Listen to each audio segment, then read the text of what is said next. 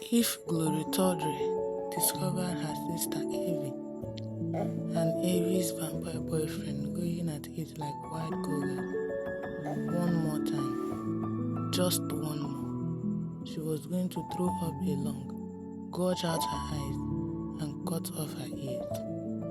"You are disgusting," she grumbled, standing in Evie's open bedroom door. Her sister and Hunter must have severe discovery fantasies because they always forgot to barricade themselves inside when they were getting heated. They didn't even glance in her direction. She coughed.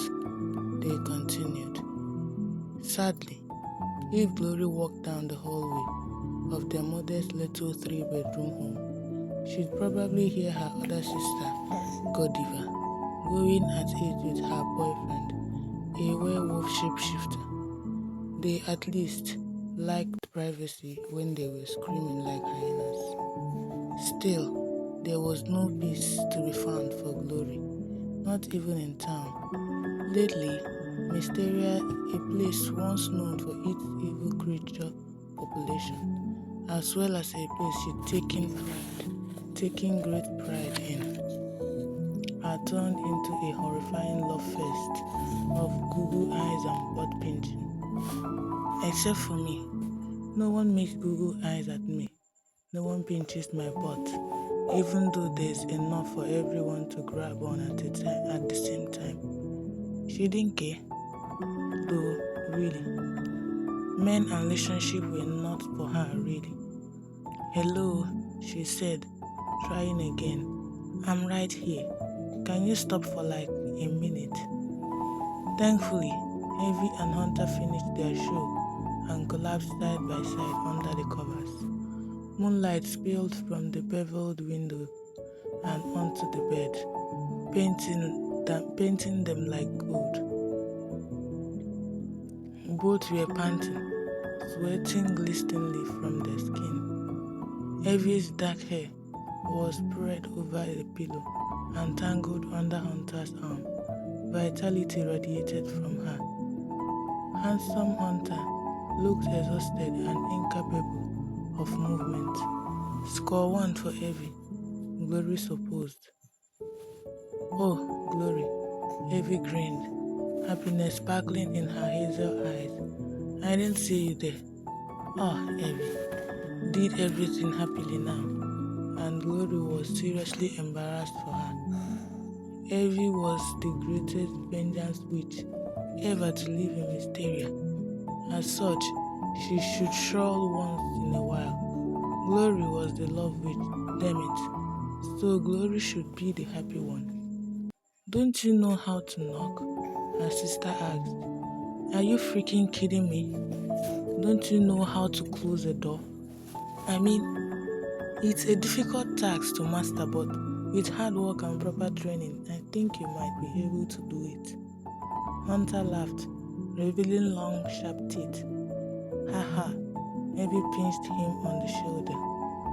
When Evie said no more, Glory shook her head in disappointment. Used to, they would have argued and insulted each other, maybe yelled and thrown things.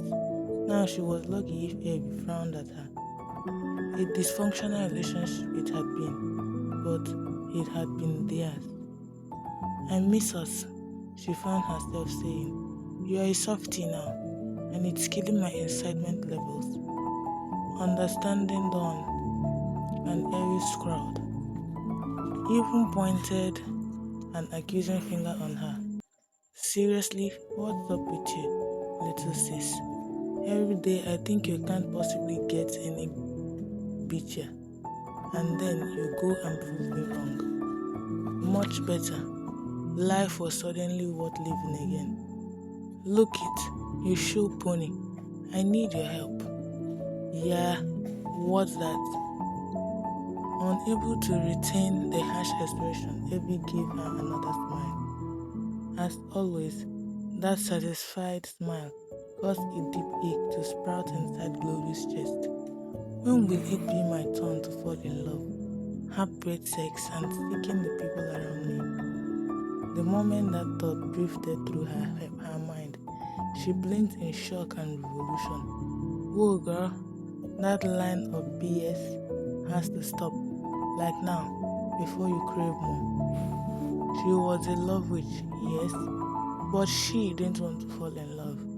Ever. People became slow-barren fools when they succumbed to the soft emotion. Look at Evie, proof right there in all her glowing splendor.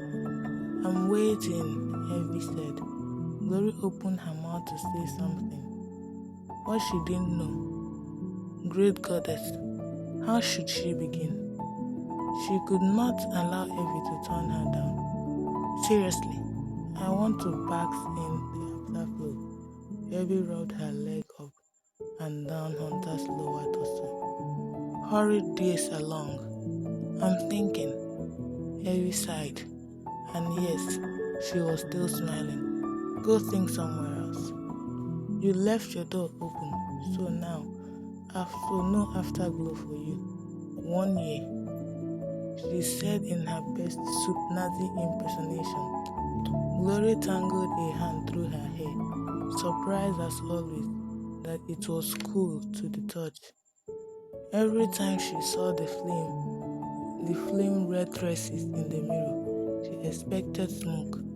I can do this. Remember a few months ago when Hunter was ignoring you? Again, and you promised me a favor if I helped you win his heart. I told you that in return for helping you, I want you to give me something to ruin Fallon's life. And you said okay. So I gave a portion. And you... I know what I did, jeez. Nibbling on her lower lip, Evie moved her hazel to Hunter. He knew the full story, but Glory suspected Evie didn't like to remind him. He died because of Evie. After all, killed by demons and lost the fools had accidentally summoned. Then he'd been turned into a vampire, a species he'd once hoped to destroy. It had been difficult for him to adjust to the change. You want to ruin Fallon's life? Why?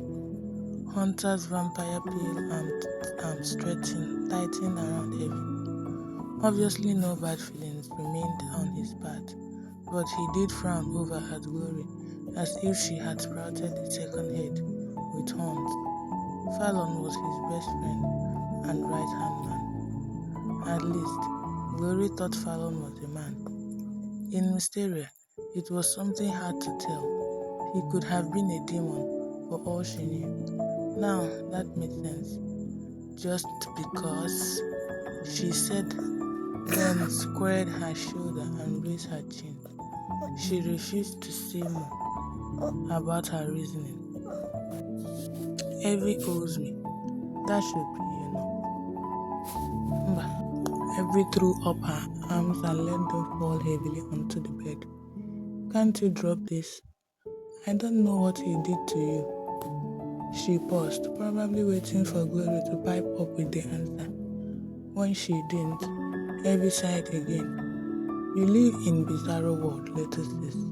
You're supposed to be the good witch, and I'm supposed to be wicked. Glory ached a brow. Her mind caught on the first part of Evie's speech. No, I can't let this go. The bastard deserved to die slowly, painfully, eternally. You are reneging on me. Hot color bloomed in her sister's cheek. No, of course not. Evie, Hunter said. I promise her, baby. Glory anchored her hand on her hips. If it makes you feel any better, Hunter, know that Fallon brought this on himself. He hurt me. Hunter's green gaze sharpened. Hurt you? How? Once again, she raised her chin and pressed her lips together. She hadn't planned on admitting even that much. Realizing she'd say no more, she scrubbed a hand down the harsh, rugged planes of her face. You know I'll warn Fallon, right? I'll tell him what's going on. Like that scares me. Glory wanted Fallon. No, she was gunning for him. She wanted him to be scared, to tremble, and jump at every snapping twig in the night. Hell, maybe she was a wicked witch, because she clutched every time she thought of him, dropping to the ground in a fertile ball and crying for his mother. Sure, he was 6 feet 4 of solid, delicious muscle. Sure, he'd kicked more ass in the few years he'd lived in Mysteria than the town's citizens were currently nailing.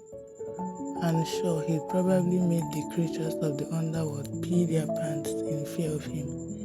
A girl could dream though. Now, she rubbed her hands together. Evie, my revenge, if you please. I've tried to bring it up several times, and you ignore me, run from me, or let your boy toys sweep you off your feet. Literally, I'm not waiting anymore. Whatever he did, I'll talk to him, Hunter said. You'll apologize. Glory shook her head, long hair slapping her across the face. It was too late for that. I'll talk to him, Evie. Fine. Frowning, Evie uncoiled from her lover's body and rose from the bed, taking the sheet with her. Cheeks heating, Glory quickly turned and faced the hallway. She so had not needed to see Hunter's crowning grandeur. Did she appreciate it? Yeah. Boy was blessed. Still, her sister's boyfriend was not meant to be eye candy for her. And besides, she didn't need to add fuel to the fire of her constantly unsatisfied desires.